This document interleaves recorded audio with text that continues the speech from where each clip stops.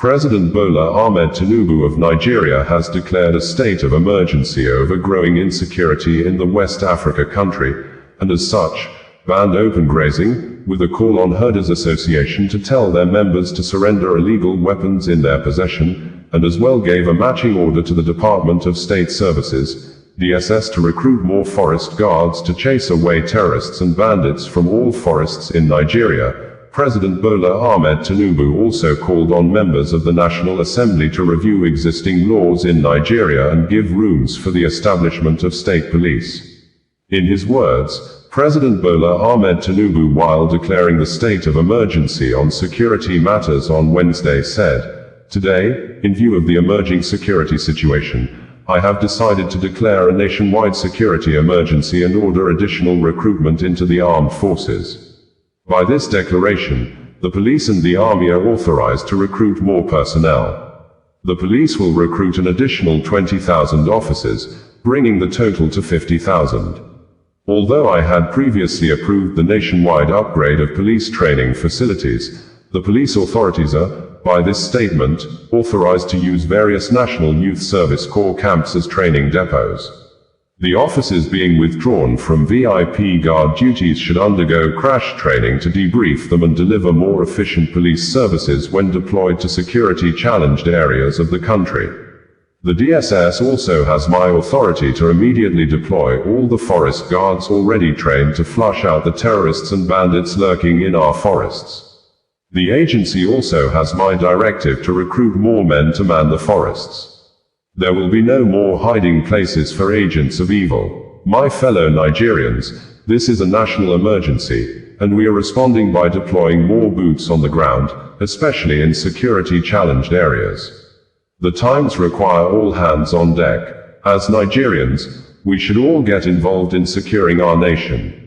Let me take this moment to commend our security agencies for working together to secure the release of the 24 schoolgirls in Kebbi and the 38 worshippers in Kwara State. We will continue to sustain the efforts to rescue the remaining students of Catholic school in Niger State and other Nigerians still being held hostage. To the leadership and rank and file of our armed forces, I commend your courage and your sacrifice. This is a challenging moment for our nation and for the military institution itself.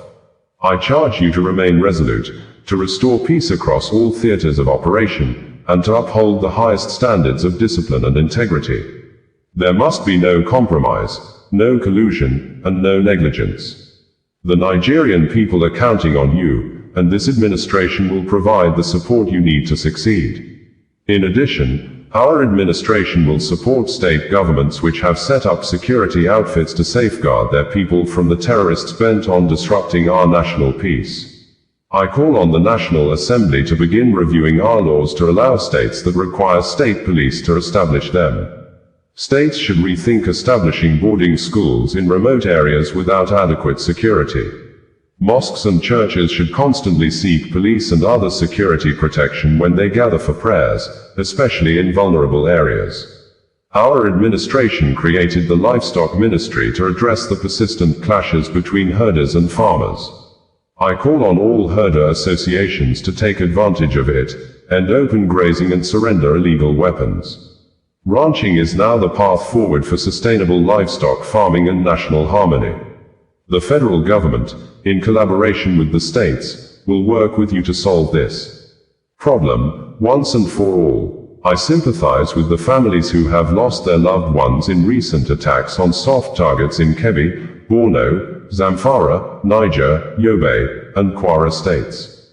I also pay tribute to our brave soldiers who have made the ultimate sacrifice, including Brigadier General Musa Uba. Those who want to test our resolve should never mistake our restraint for weakness. This administration has the courage and determination to keep the country safe and ensure our citizens live in peace. I sympathize with the families who have lost their loved ones in recent attacks on soft targets in Kebbi, Borno, Zamfara, Niger, Yobe, and Kwara states. I also pay tribute to our brave soldiers who have made the ultimate sacrifice, including Brigadier General Musa Uba. Fellow compatriots, I urge you not to give in to fear and never succumb to despair. Let's stand together in purpose and strength to defend our freedom and values. Our administration will continue to guarantee peaceful coexistence and preserve our union. I urge all Nigerians to remain calm and vigilant. Report suspicious activities. Cooperate with security agencies. We are in this fight together, and together we shall win. May God continue to bless Nigeria and keep our armed forces safe. Bringing you the news in a more digital way. There are concerns that a renewed war may break out between Israel and Hezbollah fighters in Lebanon as Pope Leo XIV prepares to visit Turkey and Lebanon beginning this week, from the 27th of November to the 2nd of December 2025, which will be the first apostolic journey of the head of Catholic Church outside Italy of his pontificate. The possible renewed war may occur following Hezbollah stands to retaliate attacks Israel launched in the capital of Lebanon, Beirut on Sunday, killing Hezbollah chief of staff and second-in-command, Haytham Ali Tabatabai alongside 4 other persons, namely, Qasim Hussein Bajawi, Mustafa Assad Berro, Rifat Ahmed Hussein, Ibrahim Ali Hussein, and funeral is being held in their honor in Beirut as at the time of filing in this report on Monday. Israel, while confirming the killings, said, Tabatabai is a mass murderer, his hands are soaked in the blood of many Israelis and Americans, and it is not for nothing that the US put a bounty of $5 million on his head, although previous popes had visited Lebanon in the past successfully, but the current pope, Pope Leo XIV, is the first US-born citizen to be pontiff or head of the Roman Catholic Church, and one of the Hezbollah official, Mahmoud Qumati, in a statement on Sunday as he stood near the bombed-out building in the Harid Rake suburb, said, Israel's strike crossed a red line, and Hezbollah's leadership would decide on whether and how the group would respond. The Hezbollah, while confirming Tabatabai's death, said, Tabatabai, the great jihadist commander, who had worked to confront Israeli enemy until the last moment of his blessed life, ascended as a martyr in sacrifice for Lebanon and its people following a treacherous Israeli attack on Harid Rake area in Beirut's southern suburb. Israel carried out the airstrike on the southern Beirut suburb for the first time since June, killing at least 5 people and wounding 28, according to Lebanon Health Ministry. Funeral proceedings for Haytham Ali Tabatabai, the Hezbollah commander, and others were held on Monday in Beirut's southern suburbs. Early photographs and videos from the scene showed Hezbollah members carrying Tabatabai's coffin, draped in yellow and green, and raising the group's yellow flags as they marched through the Lebanese capital. Hezbollah said the strike, launched almost exactly a year after a ceasefire ended that Israel-Hezbollah war, threatened an escalation of attacks, just days before Pope Leo XIV is scheduled to visit Lebanon on his first foreign trip outside Italy. In its statement, the IDF said Tabatabai commanded most of Hezbollah's units and worked hard to restore them to readiness for war with Israel. Israeli Prime Minister Netanyahu's office said earlier Sunday that the Hezbollah chief of staff was the target of the Israeli strike on southern Beirut. Office of the Prime Minister of Israel, in a statement on Sunday, said, a short while ago, in the heart of Beirut, the IDF attacked the Hezbollah chief of staff, who had been leading the terrorist organization's build-up and rearmament. Prime Minister Netanyahu ordered the attack upon the recommendation of the defense minister and the IDF chief of staff. Israel is determined to act to achieve its objectives everywhere and at all times. The Israeli Prime Minister office also quoted the Prime Minister Benjamin Netanyahu as saying, a few hours ago, the IDF eliminated Ali Tabatabai, the chief of staff of the Hezbollah terrorist organization. Tabatabai is a mass murderer. His hands are soaked in the blood of many Israelis and Americans, and it is not for nothing that the US put a bounty of $5 million on his head. Tabatabai served as a senior commander in the Radwan force. This is the force that prepared to conquer the Galilee and slaughter many of our citizens. Recently, he led Hezbollah's renewed efforts to rearm. This is of course after the heavy blows Hezbollah suffered in the Pager operation, in the damage to its missile stockpiles, and of course, in the elimination of Nasrallah. I thank the IDF and the security forces which carried out a professional, accurate, and successful operation today. The policy I am leading is absolutely clear. Under my leadership, the State of Israel will not allow Hezbollah to rebuild its power, and we will not allow it to pose a threat to the State of Israel again. I expect the government of Lebanon to fulfill its commitment to disarm Hezbollah. Because only in this way can a better future be made possible for every citizen in Lebanon, and only in this way can good and secure neighborly relations be established between Israel and Lebanon. On this occasion, I also want to commend President Trump on his decision to outlaw and designate the Muslim Brotherhood organization as a terrorist organization. This is an organization that endangers stability throughout the Middle East and also beyond the Middle East. Therefore, the State of Israel has already outlawed part of the organization, and we are working to complete this action soon. Lebanese President Joseph Aoun said in a statement issued by his office that Israel's strike in Beirut on Sunday was further proof that it disregards repeated calls to cease its attacks on Lebanon and refuses to implement international resolutions and all efforts and initiatives aimed at ending the escalation and restoring stability, not only to Lebanon but to the entire region. Lebanon, which has adhered to the cessation of hostilities for nearly a year now and has presented initiative after initiative, reiterates its call to the international community to assume its responsibility and intervene firmly and seriously to stop the attacks on Lebanon and its people, Aoun said. Vatican News in a statement had announced Pope Leo XIV's visit to Lebanon as follows: Turkey. On Monday, the Holy See released the schedule for the Pope's journey, which will begin in Turkey on the 27th of November. Upon his arrival in the capital, Ankara, the Holy Father will meet with the nation's president, Recep Tayyip Erdogan, before addressing Turkish authorities, representatives of civil society, and members of the diplomatic corps. At the end of the day, the Pope will travel by plane from Ankara to Istanbul, Turkey's largest city. During his first full day in Turkey, Friday the 28th of November, Pope Leo will meet with bishops, priests, deacons, consecrated persons and pastoral workers at Istanbul's Cathedral of the Holy Spirit. Later in the morning, he will visit the nursing home of the Little Sisters of the Poor. After a short helicopter flight to Nisa, modern Iznik, the Holy Father will participate in an ecumenical prayer service near the archaeological excavations of the ancient Basilica of St. Neophytos. Returning that same day to Istanbul, the Pope will meet with bishops in the apostolic delegation.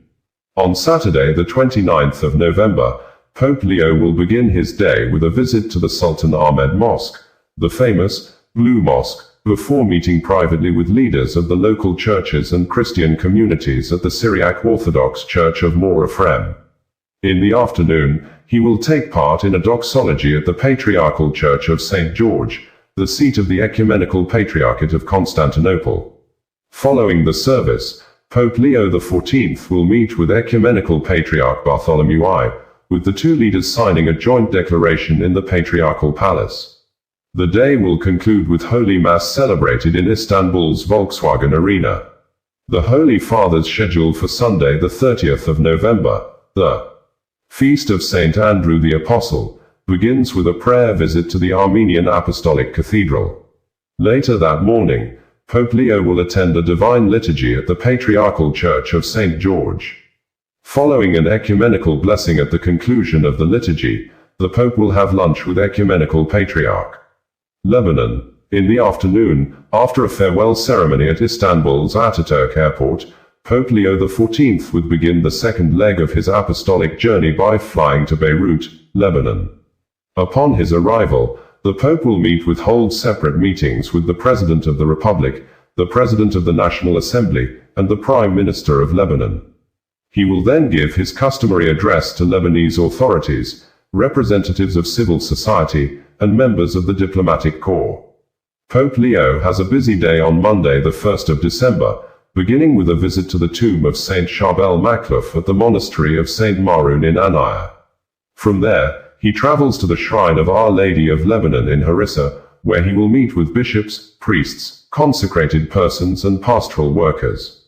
The morning concludes with a private meeting with Catholic patriarchs in the Apostolic Nunciature.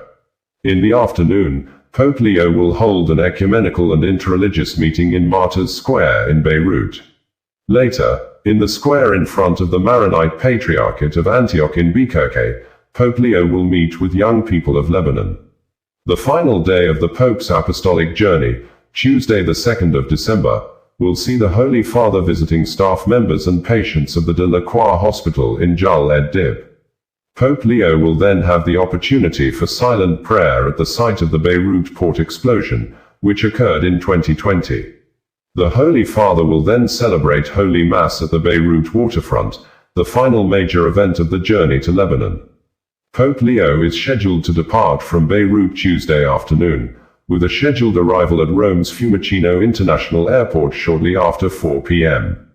Hezbollah, in a statement of confirmation on Monday, said, "With utmost pride and honor, Hezbollah announces to the people of the resistance and to our Lebanese people the martyrdom of the great jihadi commander, Haytham Ali al-Tabatabai, Sayyid Abu Ali, who ascended as a martyr in sacrifice for Lebanon and its people following a treacherous Israeli attack on Harat Reik area in Beirut's southern suburb."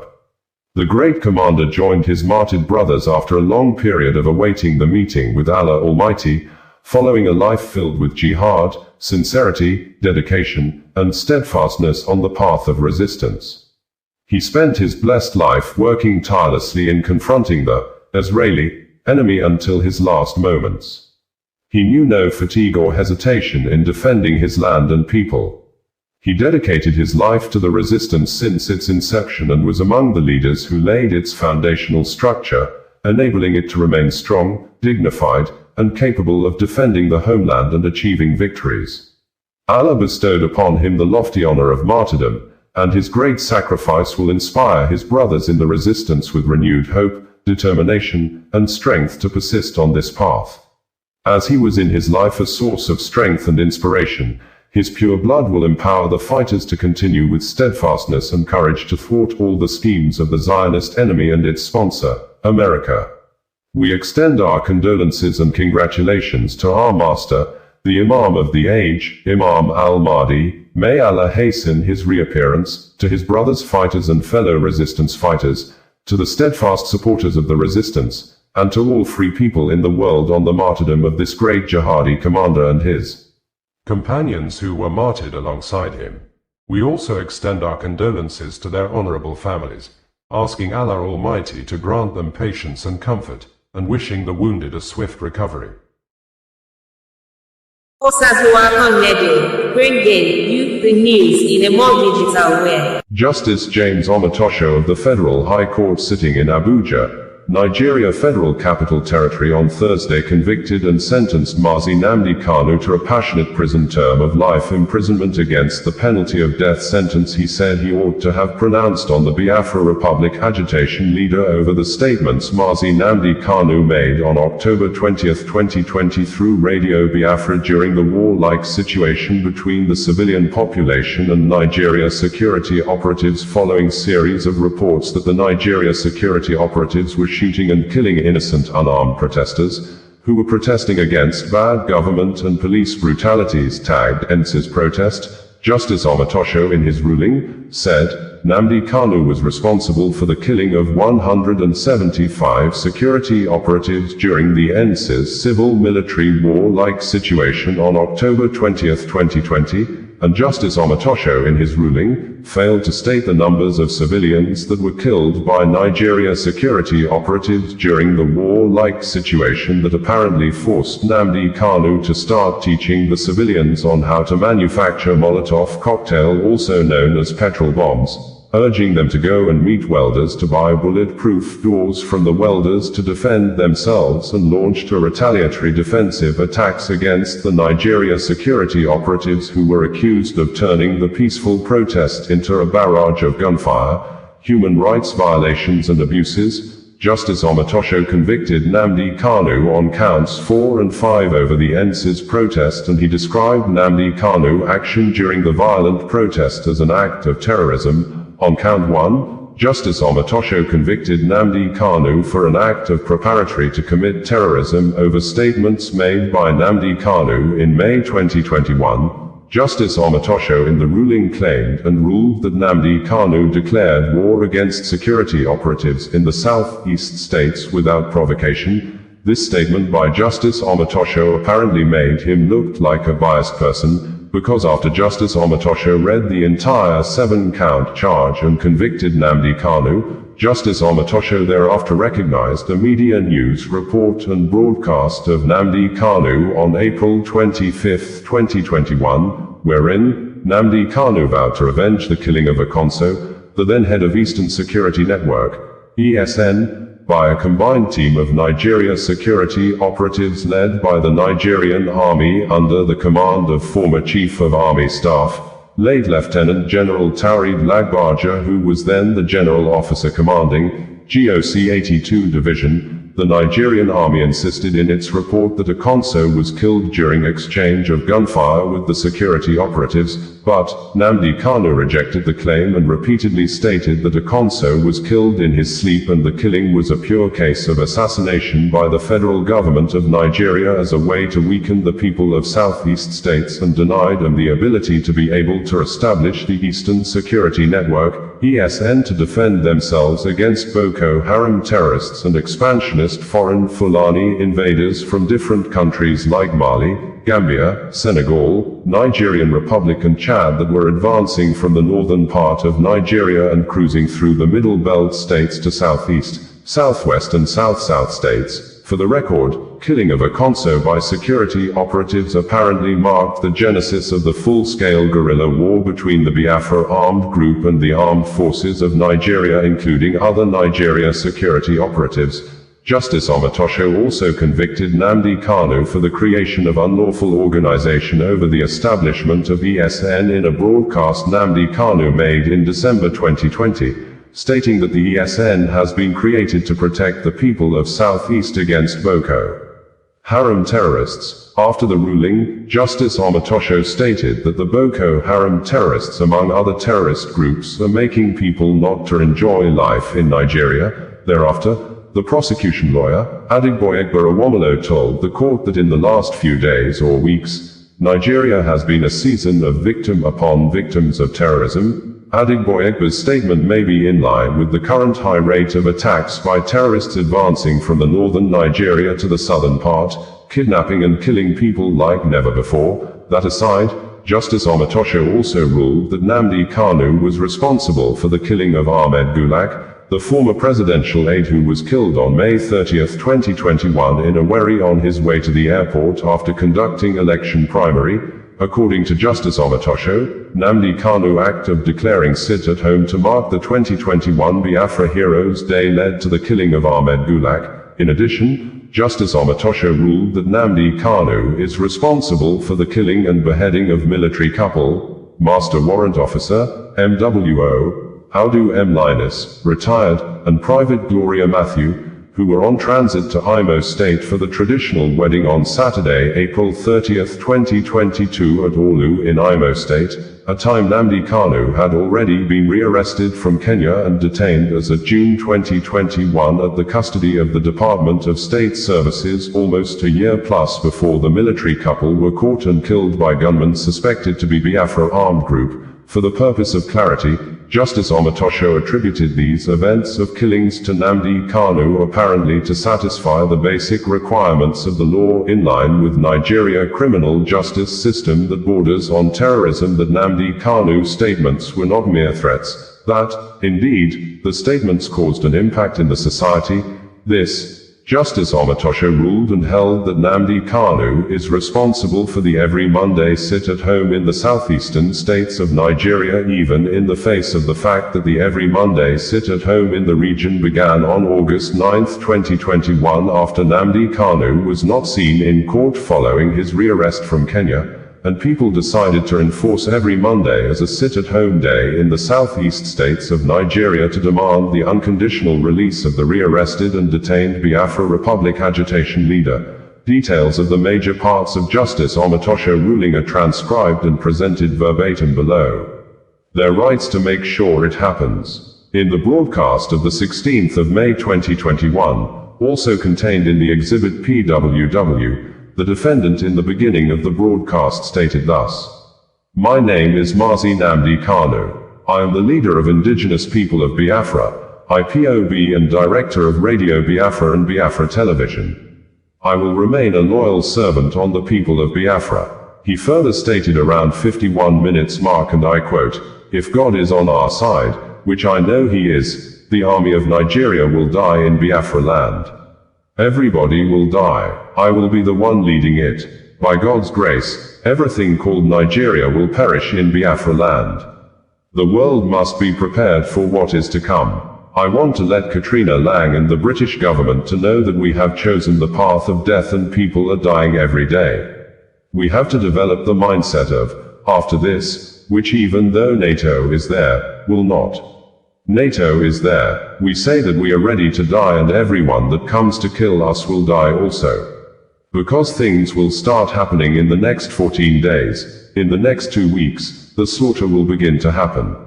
You see those CNN that have refused to come to Biafra will come by force to see what is happening. We will make sure that every Nigerian soldier on Biafra soil will die. God is my witness. I will lead this barrier myself." Around 55 minutes mark to the exhibits, he said, and I quote, "I want the United Government to understand that we are ready to die than be slaves," unquote. At about 1 hour mark, he said, and I quote, "Israel was named Palestinians by the Romans because they were too stubborn. Go and ask how they did it. They bombed them, the Romans, away. Not these roadside bombs. Every road leading to Biafra will be manned landmines. Everything that is Nigeria, whether it is police, army, will blow till the kingdom come." The defendant also stated in that same broadcast, and I quote, "We are asking for our freedom. They aren't listening. But when we start doing what we want, the whole world will start begging us. And then I will come out from wherever I am and tell them that it's too late. Throw away your phones. Remain incommunicado as we are in the state of war. It will not kill you to do away with your phones. All people should go into the bush and stop the advance of this army, or else they will kill you." These words spoken by the defendant in those broadcasts were not mere words, as they bear heavy traces of threats to harm people, including international representatives representing their nation in Nigeria. The said broadcasts were several in numbers, and defendant kept repeating his rhetorics that people will die if Biafra is not created. The defendant plan to commit the terrorist act did not only manifest in its broadcast, but was shown in a meeting he had with other Igbo people in the United States at a World Congress Igbo Congress meeting held at the Four Points Hotel in Los Angeles in the United States of America, as contained in Exhibit PWW. The defendant, while speaking to the audience, stated, and I quote, "We must not miss this golden opportunity. We are bound to suffer in this time to come. You must come out to support what we are doing. We need guns and we need bullets. I know we love life so much. Without it, Hausa will overrun us. They have succeeded in imposing aggression on us. They are coming. Boko Haram is coming in Igboland." A female participant stood up to ask the defendant of his objective as well as why means for weapons. The defendant responded, and I quote, "We now know that the best way to defend ourselves is to be armed because Boko Haram is everywhere in zoo called Nigeria.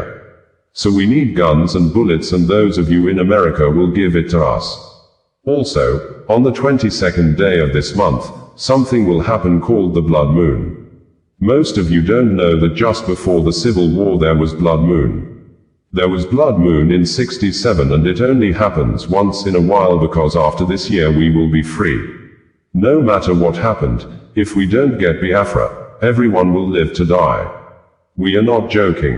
His intention was quite clear. He believes only in violence as the solution to the creation of Biafra as a nation.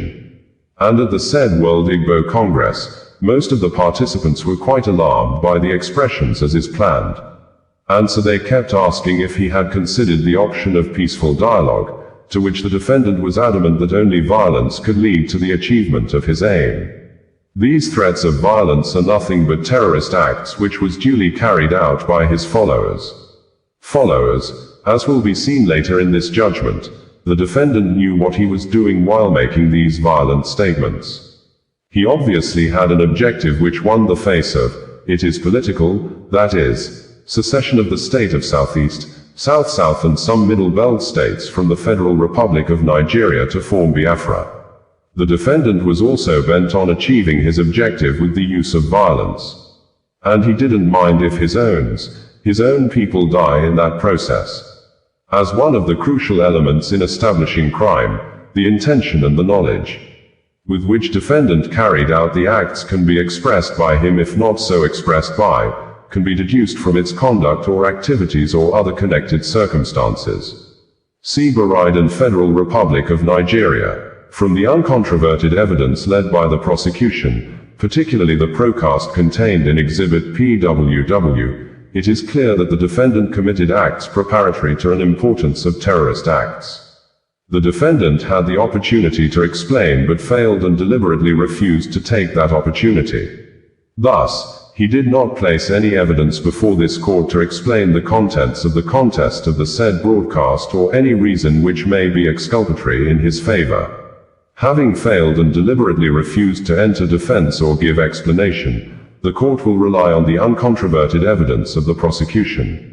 This court therefore holds that the prosecution has established count 1 of the charge beyond reasonable doubts. Consequently, the defendant is hereby convicted in respect of count 1, with respect to count 1 of the charge.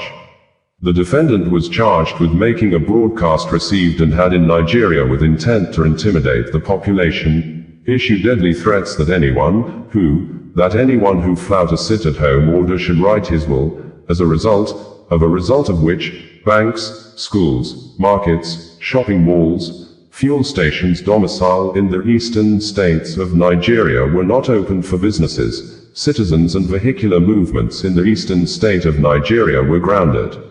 This offense is also punishable under Section 12 of the Terrorism Prevention Act. The ingredients are similar as contained in count 1, except that the prosecution must establish that the defendant indeed issue a threat to anyone who flouted his sit-at-home order in the southeastern state of Nigeria. The evidence as led by the prosecution shows that the defendant issued a sit-at-home order wherein he threatened the residents of the southeast states from going out. He further threatened that any church, markets, schools, banks, or shops which opened will be destroyed. This was the purpose of his broadcast of 30th day of May 2021, where he stated that he had an announcement to make regarding the short stand of the entire Southeast. He stated exactly at 9 minutes 10 seconds in the broadcast contained in Exhibit PWW. And I quote, "Tomorrow being the 31st day of May, there is complete lockdown. No church, no markets and nobody should be seen outside tomorrow. I do not want violence. I do not want anybody to resort to violence. I condemn it completely and totally. We do not want to spit the blood of the innocent. Therefore, I am urging restraint across border. I am urging our people to honor the memory of people who died. There will be no school, no church, market, banks, car on the roads. There will be complete shutdown. If you want to be alive, do not come out tomorrow. What I'm saying is that do not come out tomorrow if you value your life. There will be complete shutdown of Biafra land tomorrow. Any community that allow vehicle to pass tomorrow will be in trouble. Anybody in any car or lorry except in ambulance will be in trouble. I know some people are very foolish trying to open their shops around 12. If you open that very shop, we will burn you inside it. Especially Enugu, Umuahia, Abakaliki people. You are very stupid. Tomorrow we will show you." This statement at first sounded peaceful and even seemed as if he was only persuading people to honor the memory of some people. However, defendant in his typical aggressive way of speaking began issuing threats to those who might not want to obey his order, that might not want to obey his order. The people of the southeast are Nigerians, and I take judicial notice substantially are Christians who go to church and merchants that are into trade, and there are children who were threatened again against going to church, their places of business and schools. This court wonders if this can be said to be agitation for self-agitations. Unequivocally, I say no.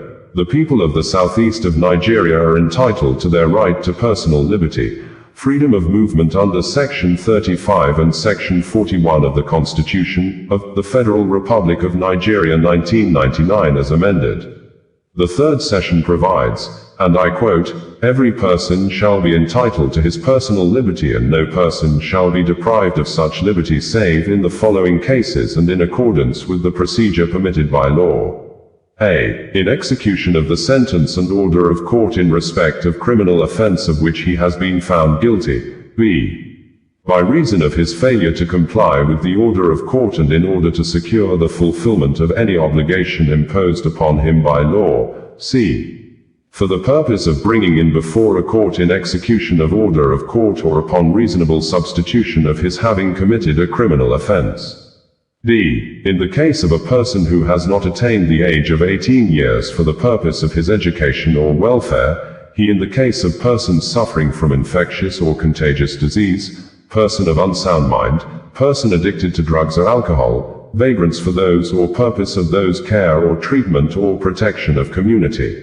F. For the purpose of preventing the unlawful entry of any person to Nigeria or of effecting the expulsion, extradition or unlawful removal from Nigeria of any person or the taking of proceedings relating thereto, provided that a person who is charged with an offense and who has been detained in law or in lawful custody awaiting trial shall not continue to be kept in such detention for a period longer than the maximum period of imprisonment prescribed for him.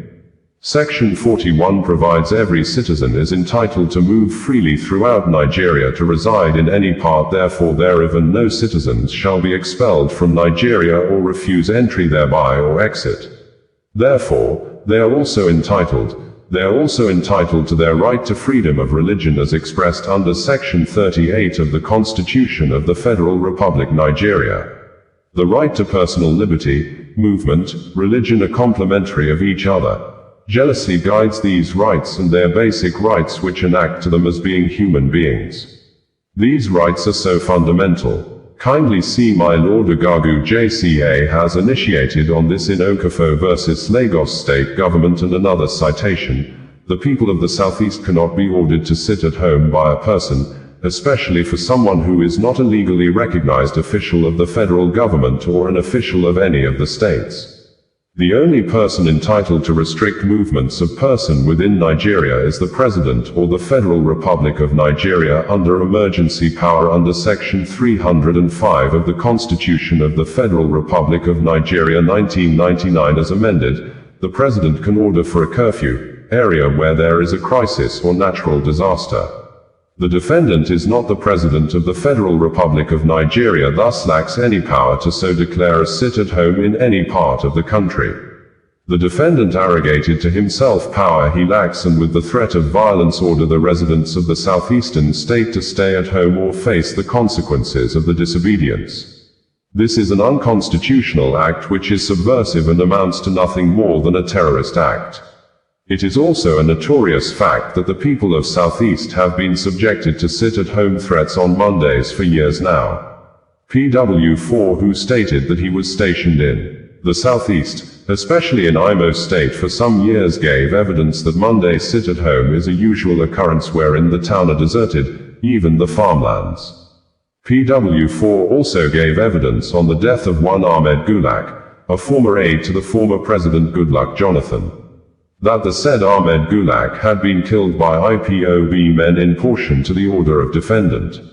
Ahmed Gulak was trying to catch a flight out of Owerri on the 30th day of May 2021 when he ran into a checkpoint by IPOB and was shot dead. PW4 stated that he was one of those who got to the scene first. It must be noted that 30th of May 2021 was a Sunday, not a Monday, but notwithstanding it leads to the death of a person trying to move around due to the directive of defender as shown in Exhibit. PWK is a medical report from the Nigerian Police Medical Services Owerri. The report is dated the 18th of July 2021 and it states to whom it consign. Medical report, late Ahmed Gulak, hospital number, the victim allegedly shot dead by hoodlums suspected to be IPOB ESN members on the 30th of October 2021 at about 7 hours along Airport Road, Owerri. Picture of lifeless man seen. Body of disease buried. Informations above medical reports duly signed by the medical practitioner clearly states the immediate cause of the death of Ahmed Gulak and links him to the defendant as leader of IPOB and ESN. The action of the defendant cannot be excused under any circumstances. The declaration of a sit-at-home without any constitutional power, especially the accompanied by the threat, is a terrorist act. The defendant did not present any evidence to challenge, report this case of the prosecution. Consequently, he admits the evidence as presented by the prosecution. The prosecution has successfully proved can beyond reasonable doubt. Consequently, the defendant is hereby convicted of count 2 with respect to count 3. The defendant is charged with professing to be a member of and leader of indigenous people of Biafra IPOB, a proscribed organization in which thereby committing an offense contrary to and punishable under Section 16 of the Terrorism Prevention Act 2013, Section 16 of the Terrorism, Prevention Acts, and Prevention Amendment Act provides, and I quote, "Any person who is a member or professes to be a member of terrorist groups commits an offense and is liable on conviction to imprisonment for a time not less than 21 years. The ingredients of the offense from the above provide provisions are 1. The defender must be a person. 2. The defender must be a member or professes to be a member of a terrorist group. 3. The terrorist group must have been proscribed as at the time the defendant professes membership was tied as earlier established. Second ingredients. Prosecution has led evidence showing that the defendant was not just a member but he was the leader of a terrorist organization known as Indigenous People of Biafra. Indeed, in the broadcast of the 16th of May 2021 as contained in the ZBPWW, the defendant in the beginning of the clip stated this, and I quote, "My name is Nnamdi Kanu. I am the leader of Indigenous People of Biafra and director of Radio Biafra, Biafra Television. I will remain a loyal servant of the people." He further stated around 51 minutes mark into the video, "If God is on our side, which I know he is, the army of Nigeria will die in Biafra land. Everybody will die. I will be the one leading it. By God's grace, everything called Nigeria will perish in Biafra land. The world must be prepared for what is to come." Unquote. In several other broadcasts, the defendant admitted being the leader of Indigenous People of Biafra. There is no fact before this court showing the defendant is not member and in fact leader of the said group. The defendant from the evidence before this court also possessed power to order the coordinator of IPOB. In a broadcast dated the 11th of May 2021 in Exhibit PWW, the defendant, while commenting on the meeting of Southern Governor held in Asaba, stated around 35 minutes to the exhibits while played, and I quote, concerning the lockdown announced yesterday, "I urge all people of Biafra and all those in Biafra land to disobey the lockdown given by Zoological Republic of Nigeria. The reason is because they want to use the dead of the night to move their fighters into our forest. Because we have defeated their foot soldiers. We must resist this stupid lockdown and it will not hold in Biafra. I am calling on all the coordinator, deputy coordinator of ESN and IPOB not to sleep in their houses today, but to look for somewhere else to stay. Because now we are in the trenches. Now you will know what is freedom fighting for. It is not comfortable. It is not rosy. Do not sleep at home. Do not sleep at home. Change your phone and even your phone itself." The defendant no doubt belonged to the group and is a leader of the group with the influence of commanding the coordinators of the group, not only IPOB but even Eastern Security Network, which is the armed wing of IPOB. In the broadcast of the 12th of December 2020, the defendant made an announcement in inaugurating the military group known as Eastern Security Network, which is the armed wing of the Indigenous People of Biafra. He stated, and I quote, "We have cowards, fine line idiots. As governors, they have given over our land to the Janjaweed to occupy in perpetual perpetuity. This very generation, this very IPOB will not tolerate it. Not now, not tomorrow, not forever. We will rather all perish and die than to allow our land to be taken over by the Janjaweed. This is a warning to all the governors who are conspiring due to one political consideration to give our land to infidel and blood-sucking demos from this town.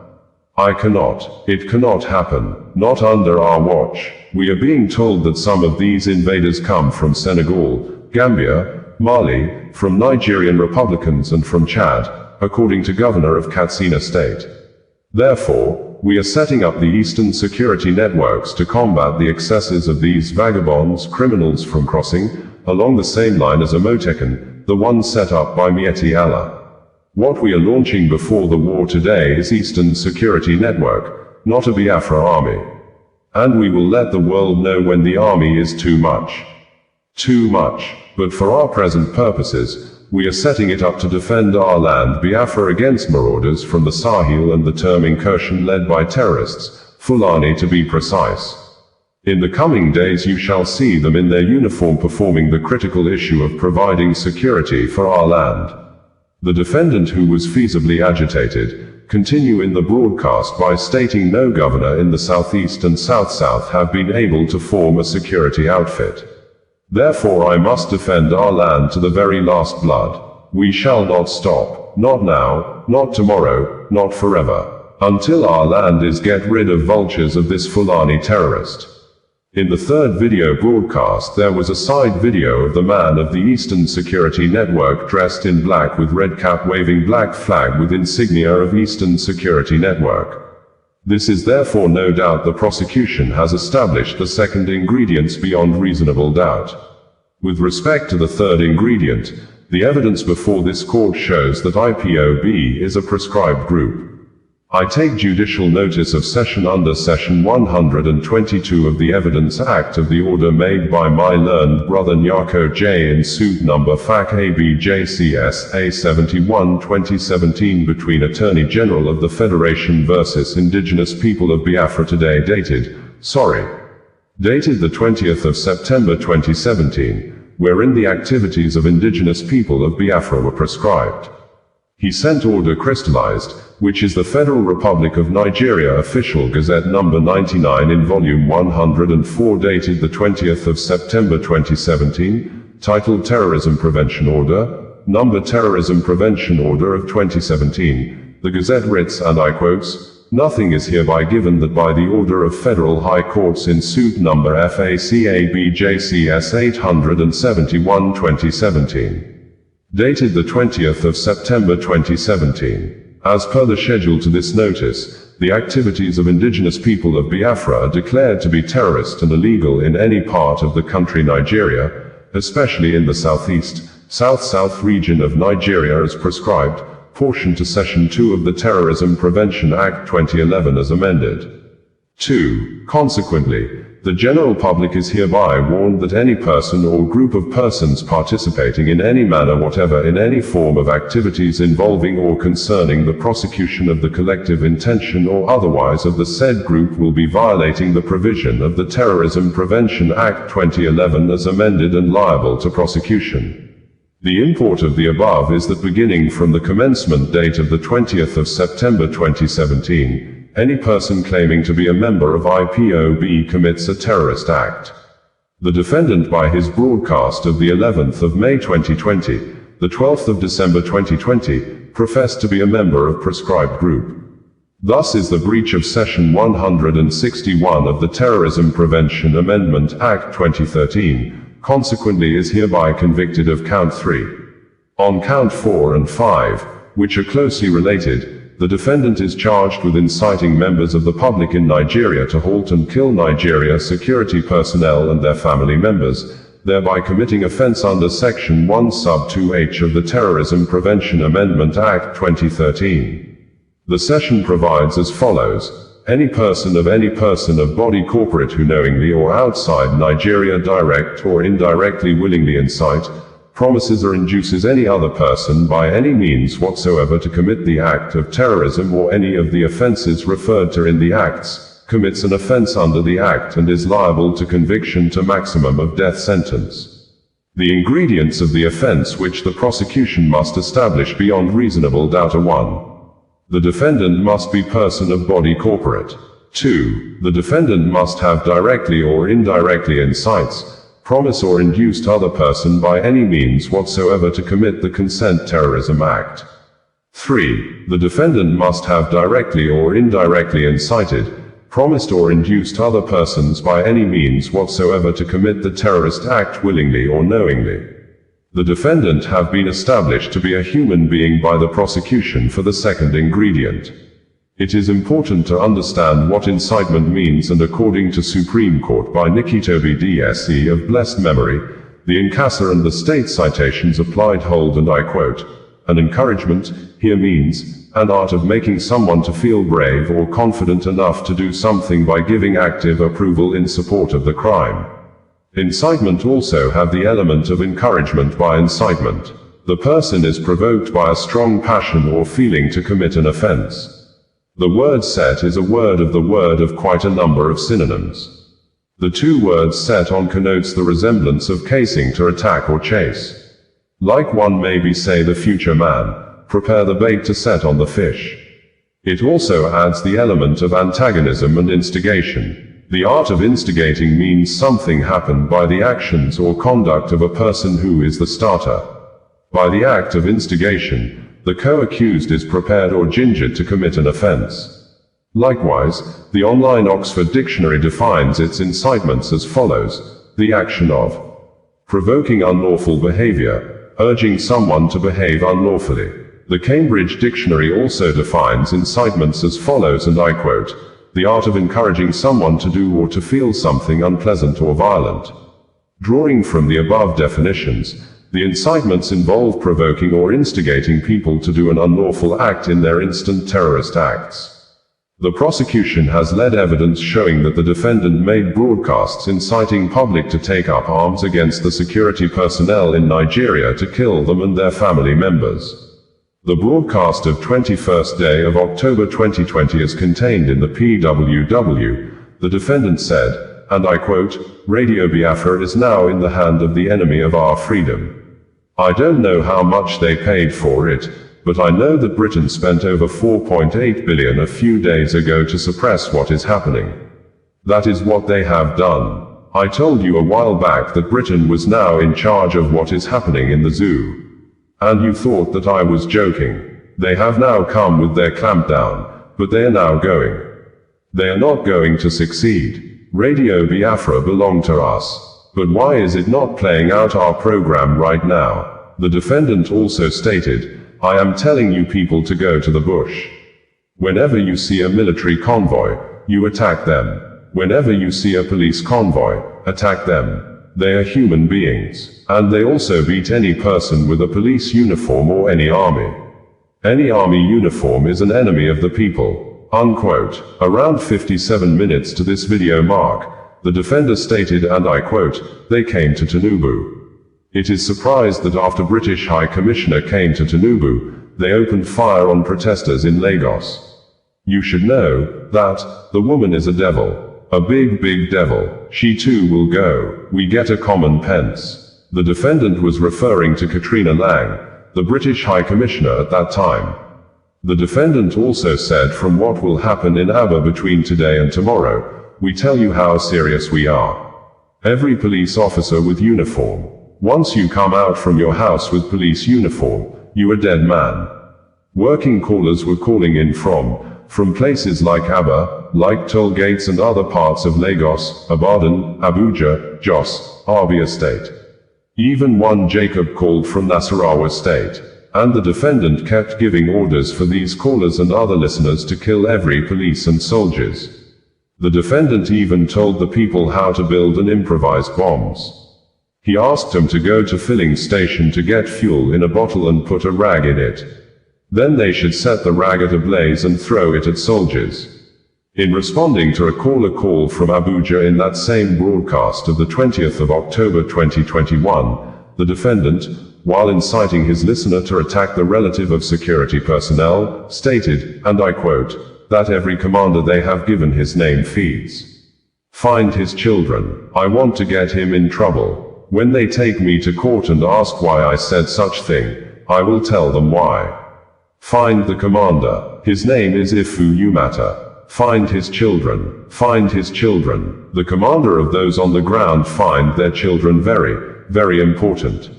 Find their children. Unquote. This defendant went further that, and I quote, start attacking the police.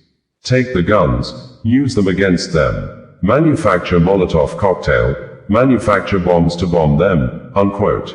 The defendant asked about 2 hours, 44 minutes, 35-second mark, while concurring with a caller who informed him of the intention of him, other IPOB members to burn down the Ezima police station. Stated not only one, I want every police station in Aba to be destroyed, completely destroyed, and burn them down. It is an order, destroying them completely. Anybody who see them with police uniform, kill the person. Nigeria wants anarchy, we will give them. And in another broadcast, the defendant, while responding to a caller, stated this. You people must devise strategy to outfit the army. There are some guns in those states right now as we speak. Use those guns to kill 1 or 2 of their army officers. Take the guns and begin to kill other people as well. Begin, because they cannot sustain this protest for 3 years, 3 weeks. There are guns in Edo states already. Kill the army whenever you see them. Take the guns and kill them. The incitement of the defendant for the public to kill security personnel is quite clear from its big blockers. Not only incitement to kill security officers, the defendant even went as far as inciting the public to destroy all properties of federal government. During the NSIS protest of the 20th of October 2020, the defendant in another live dated the 20th of October 2020, the defendant, while responding to calls from his foot soldier during the protest, stated, and I quote, if you leave the Janjaweed and their agents the way they operate, if you leave them, believe you believe me, you will suffer. That very hotel must be brought down. I did not say set ablaze. It must be demolished as an example to the rest. If you have not dealt with Tinubu in Lagos, the other will not learn their lesson. Tinubu is an evil man. The hotel refers here to his Oriental Hotel in Lagos, which the defendant alleged belonged to Tinubu. While responding to a caller, the defendant urged his callers to ambush forces during the protest and cut them off. He said, and I quote, go to the bush. You need to cut them off from the back, ambush them, take the guns from them and kill them. They are animals and not human beings. They may be wearing uniforms like police or soldier, but they are animals. Disarm them and kill them. If you allow them to escape, your life is over. And I want Lagos airports to be on flame. Breach the perimeter fence and burn down the Lagos airport. If you have double barrel or pistol, go to the airport and burn it down. Set Muratala Muhammad Airport on fire. Set it ablaze. Right now you are dealing with animals. Fulani Janjaweed. They do not reason, unquote. It is important to state that the said hotels and Murtala Muhammad Airport and other property in Lagos. They are not in the north. They are not in the north where it seemed to hate with passion. Even his own fellow Igbo's people have property in Lagos. With destroying the property is said to be agitation for self-determinations. The threats and destruction which follow were corroborated in Exhibit PWD2, which is a pictorial picture of the assessment of damage done to the Nigerian police alone in the state of southern states. So many of these police stations and even police officers were killed as a result of the incitement by the defendant. Also Exhibit PWD2A, which is a compilation of death reports and certificate of death of security officers. In the report, the number of police officers who were killed was given as 128, military officers were 37, other security officers as 10, number of police stations attacked were 164, and NEC facilities destroyed were 9 in number. This clearly shows the extent of damage caused by the defendant. Through his inciting statements, another caller called into the program informing the defendant that he was at a Shodia Papa expressway and that they are killing them. The defendant, annoyed by this information, stated for, and I quote, how many police or army did you kill? I don't want to hear that they are killing you. How many did you kill? The caller then responded that they have bombed the Arile police station and Alasa police station. The defendant then told the caller not to wave the green-white-green flag of Nigeria but a blood-stained flag with the color green-white. He further responded to another caller by saying, "What I want them to do is to set ablaze building along Marina on fire. Every federal government property in Lagos should be burnt. That is what is going to be signaled to the world that people have had enough. I want every federal government building in Lagos will be on fire. Every federal government vehicle or anything belonging to federal government, burn it. Go to the Murtala Muhammad Airport. Burn it. How many soldiers do they have? Manufacture your own weapons and ambush them." The result of this incitement is the killing of several military officers, police officers, DSS officers. The incitements also led to the destruction of several police stations in Lagos across the southern states of Nigeria. According to PW5, he led a team of officers to investigate the destruction and killing of the security personnel that occurred during the NSIS protest of the 20th of October 2020. As contained in NDB PWD2 and PWD2K. The results were quite alarming. The court is mindful not to attribute all the happening during the NSIS protest on the defendant. However, there is no doubt that the incitement by the defendant contributed largely to the killing of security operatives as well as destruction of public properties. The defendant incited people to destroy properties such as the Alasa police station, other police stations and properties of this government. The evidence before this court shows that the said properties were actually destroyed, such as Alasa police station, the High Court of Lagos in Igbosere, as well as PRT buses belonging to Lagos state government in Oyingbo. PW2 also testified that military couples were killed by those incited by the defendant in Orlu in Imo state. In addition, PW4 stated that his driver and one of his tactical officers were killed as a result of the incitements. The action of the defendant were clear, as it was aimed to cause anarchy by killing security operatives in Nigeria, which would in turn lead to breakdown of law and order. The defendant's act and of an evil intention to wreak havoc on the people and government of Nigeria. Are all these actions consistent with agitation for self-determinations? The answer to this is in negative.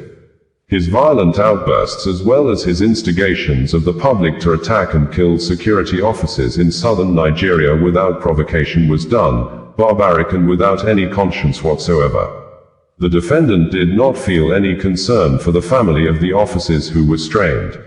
He turned himself to a tyrant who could take life anytime he pleased.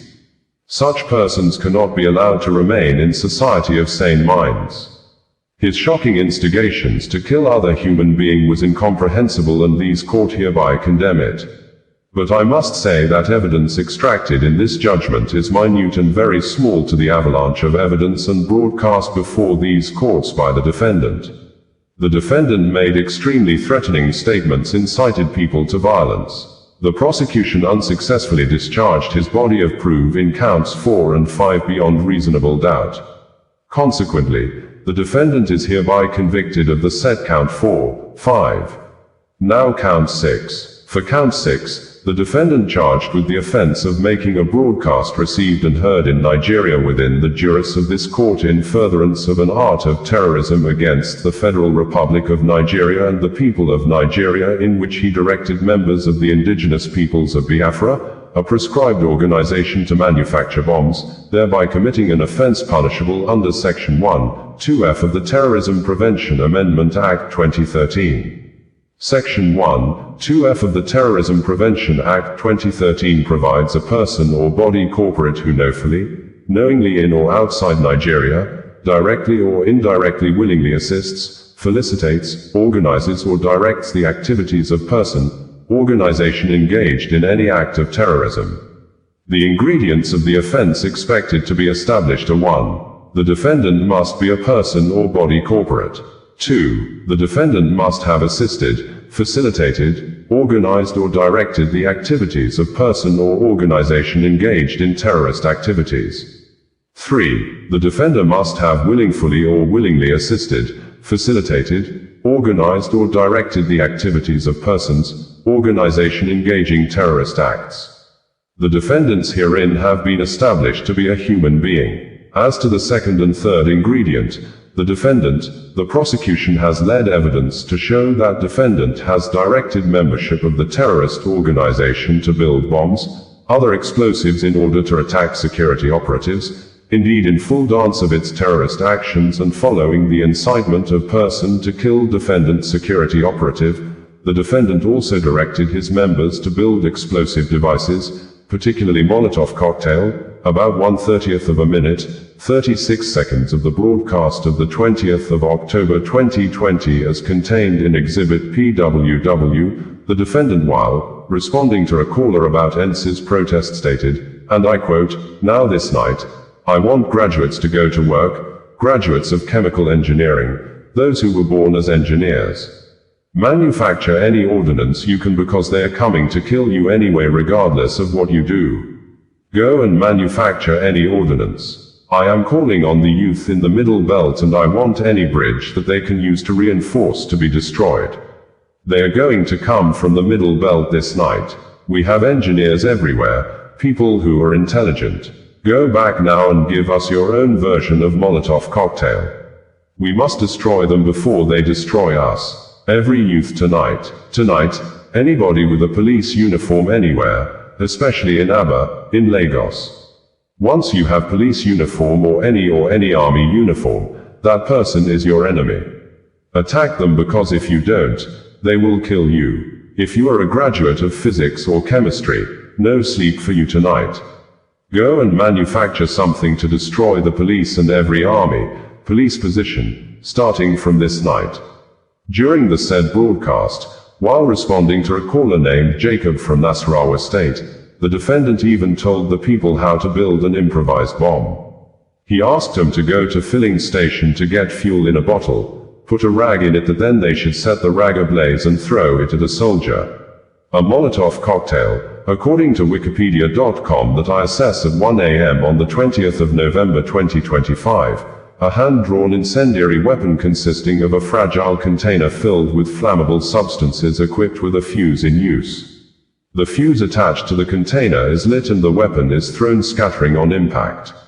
The online Britannica dictionary defined Molotov's cocktail as a crude bomb typically consisting of bottle filled with inflammable liquids and a wick that is ignited before throwing. Applying the above definition, the directive of the defendant to members of the group to build improvised bombs such as Molotov's cocktail is indeed a terrorist act. A Molotov cocktail is capable of causing explosions damaged like any other bombs which aim is to cause destruction. This directive, like all that directive, is the manifestation of anarchy-minded of the anarchy-minded of the defendant which he set out to express through his Biafra radio, which he claimed to be the founder and director. The defendant through the Radio Biafra platform carried out so many terrorist attacks which led to the destruction of lives and property in Nigeria. The defendant is not only confirmed to local terrorists, but I hold without hesitation that he is an international terrorist flowing from his threat to attack British High Commission and American Embassy as well as his incitement against the British High Commissioner to Nigeria at the time, Katrina Lang, a known woman of peace. In a broadcast of the 21st of October 2020, the defender stated thus, and I quote, "Radio Biafra is now in the hand of the enemy of our freedom. I don't know how much they paid for it, but I know that Britain spent about 4.8 billion a few days ago to suppress what is happening. That is what they have done. I told you a while back that Britain was now in charge of what is happening in the zoo. And you thought that it was joke. They have now come with their clampdown, but they are not going to succeed. Radio Biafra belonged to us. But why is it not playing our program right now?" The defendant also stated, "I am telling you people to go to the bush. Wherever you see a military convoy, you attack them. Whenever you see a police convoy, attack them. They are human beings and they also bleed. Any person with a police uniform or any army uniform is your enemy." Around 57 minutes mark into that the defendant directed his threat at Katrina Lang, the British High Commissioner. He stated, and I quote, "They came to Tinubu. It is a surprise that after the British commissioner came to Tinubu, they opened fire on protesters in Lagos. You should not be shocked. The woman is dead. Is demure, a big pig, demon, 1 hour 8 minutes 335 second mark. The defendant also stated, and I quote this: the same thing that Britain did to Riyadh in what they are doing to us now. Media blackout. Do you want the world to report this issue? Take over the British High Commission. That is all. Take over the consulate in Lagos. Take over the one in Abuja. Every newspaper in the world will report it in the morning. If you march on the British High Commissioner Commission, in morning front pages in the world, will carry it. And the world will ask, why is British Commission in Abuja and Lagos under occupation by Nigerian youth? Then it is over. I'm giving you a master strategy of how things should be done in a formation of 3 lines.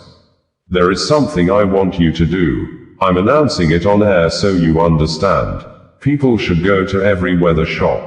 You know, those who build bullets-proof door. I don't care how much it costs. We will pay. Everybody who is a weather who builds bulletproof. People should take those doors and put nails in front of them and stand in front of protesters so that bullets cannot go through. Push the door, get the weapons and deal with them. When you are marching to the British High Commissioner Commission tomorrow, form 3 lines. They will have the army surrounding them. They will send a cable to London that British High Commission in Lagos is under attack. They will be forced to release it. Then the whole world will know that a revolution is going on. Without that, you cannot succeed. Unquote. Even recently in this courtroom, on the 7th day of November 2025, when the matter came up before this court, the court wondered the kind of malice and hatred which the defendant had for Britain. I will produce same part of the proceedings of that day here too. Defendant, he says there are issues at play which my lord has not able to overcome. Which even the prosecution has not even attempted to overcome. My lord, are you asking me to go into the doors to defend myself on a non-existent law? If you can state that for the record, my lord, I will be most grateful that you are going to try me or ask me to enter my defense. Where no law exists. Because if that is the position, my lord, that means that the outcome of my trial is predetermined. A man of my stats, my station and caliber cannot be tried without any valid law. It is impossible, my lord. I will tell you why. This was the case. This very case is bigger than this court. The cause of the case of mine started in 1957 when some brave men and women in this very country dared to ask the British to live. The funniest thing is that all of them, that very effort, they all went to jail and were killed. Court, I'm learning this now. Then ask the British to leave defendant. Yes, in 1957, Drive. Anthony Enahoro moved a motion at the House in Lagos asking the white men to go and leave us alone. From that day, trouble started. Even before then the like of Harbert Macaulay was jailed. Honorable men that fought for the indignity of the black race. Because they want me convicted. They told me so. Absolutely, my lord, absolutely.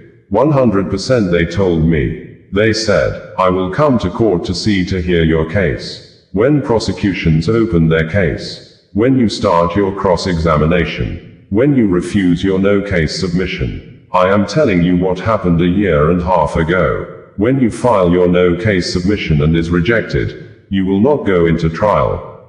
You will be there during the verdict. You will be there during convictions. The court now responded, let me just clarify this. It is also on record you said that the British said that 1 year and a half ago that I was not the one presiding here.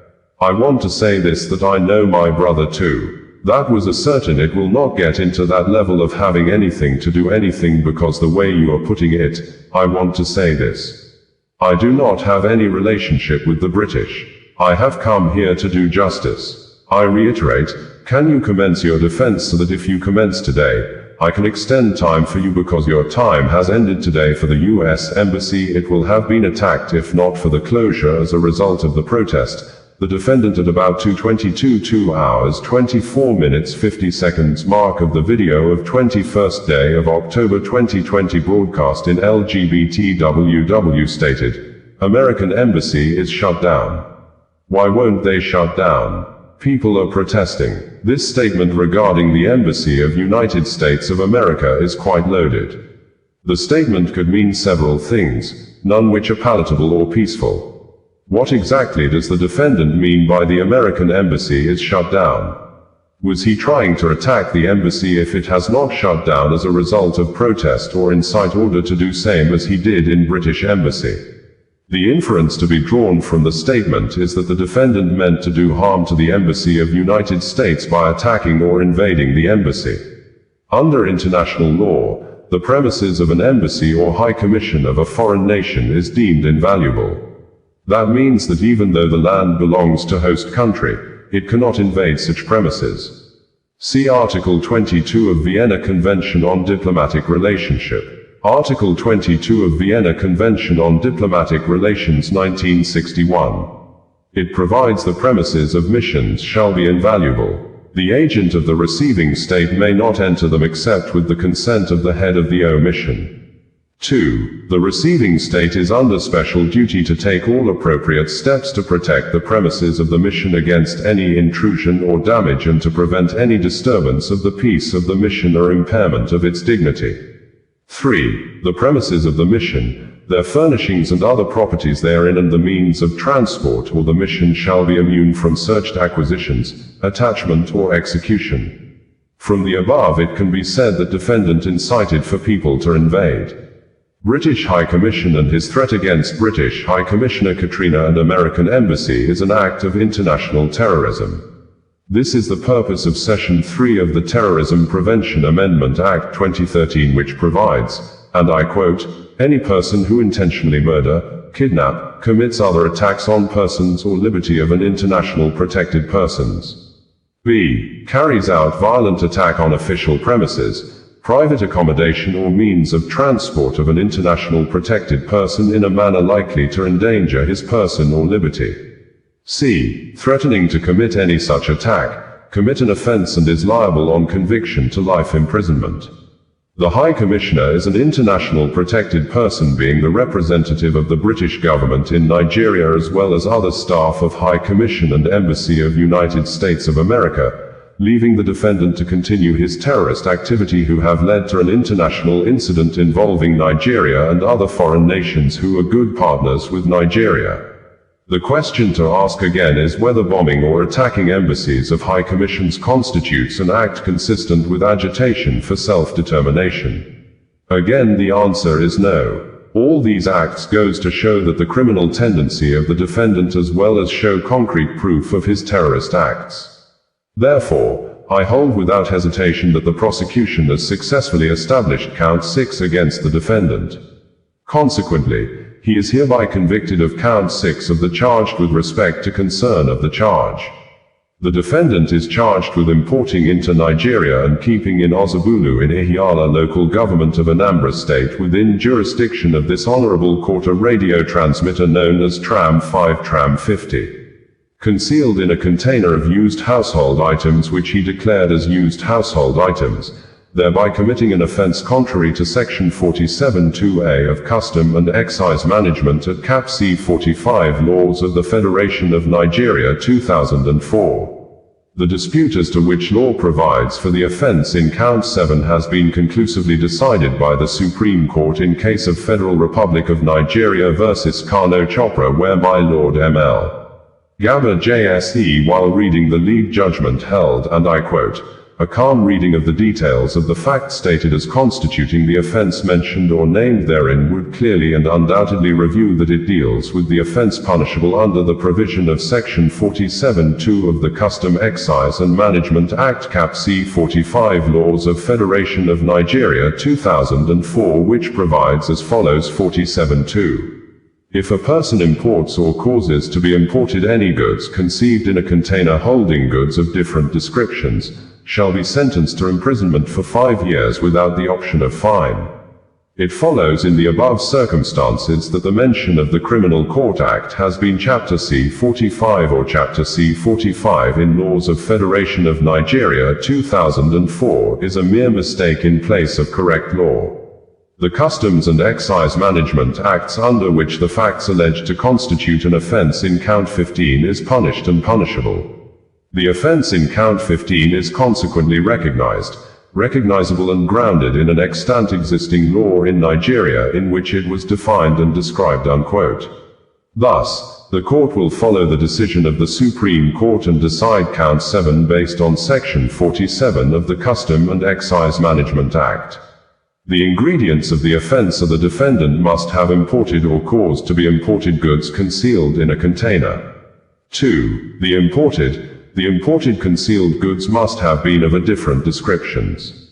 The evidence led by the prosecution through PW4 is that the defendant imported into Nigeria a radio transmitter known as Tram 550L concealed in container which contained used household items which he described as such.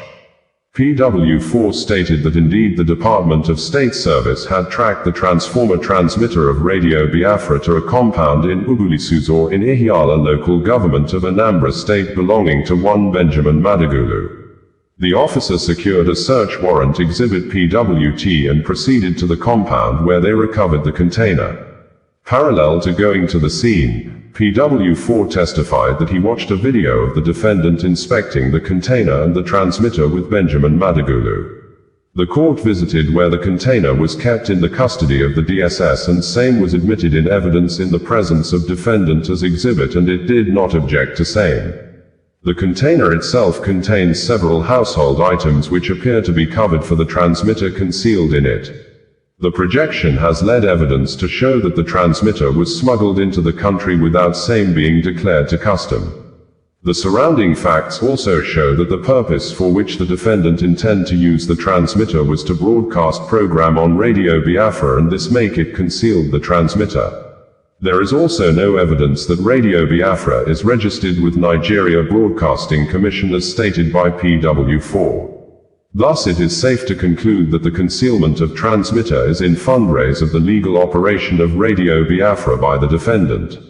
The defendant, as a consequence of resting his case on the prosecution, did not call any witness to report the evidence of the prosecution, neither did he lead any evidence to counter the evidence of the prosecution execution. There is no evidence before this court stating the transmitter was locally imported into Nigeria. The defendant had the duty to present evidence and fight to report the allegation made against him, but he failed and deliberately refused to do same. The court is therefore bound to believe the evidence of the prosecution. Consequently, the courts hereby convict the defendant of count 7 of the charge. I must say here that defendant has always claimed to be a freedom fighter. He is only seeking justice for his people. Indeed, this is known in law as the right to self-determinations. The right to self-determination is a political right recognized in several international instruments. Article 1 of the International Convention of Civil and Political Rights 1966 provides, and I quote, "All people have the right of self-determination. By virtue of that right they freely determine the political status and freely pursue their economic, social and cultural developments." The right to self-determination also entails the right of a group of people to form their political entity or their own government. Article 20 of the African Charter on Women and People's Rights also provides, and I quote, "All people shall have the right to assistance. They shall have the unquestionable and inalienable rights to self-determination. They shall freely determine their political status and shall pursue their economic and social development according to the policy they have freely chosen. 2. Colonized or oppressed people shall have the right to free themselves from the bond of domination by resorting to any means recognized by the international community. 3. All people shall have the right to the assistance of the state parties to the present charter in their liberation struggle against foreign domination, be it political, economy or cultural. Nigeria has dominated the African Charter, which is known as the African Charter on Women and People's Rights. Ratification and enforcement rights. which means the provision of the Charter are enforceable in Nigeria provided they do not conflict with the clear provision of the Constitution of the Federal Republic of Nigeria 1999 as amended. Section 21 of the Constitution of the Federal Republic of Nigeria 1999 as amended makes it clear that Nigeria is an indivisible state, which means there is no room for divisions. The said section provides, and I quote, "Nigeria is one indivisible, indissoluble sovereign state to be known by the name Federal Republic of Nigeria."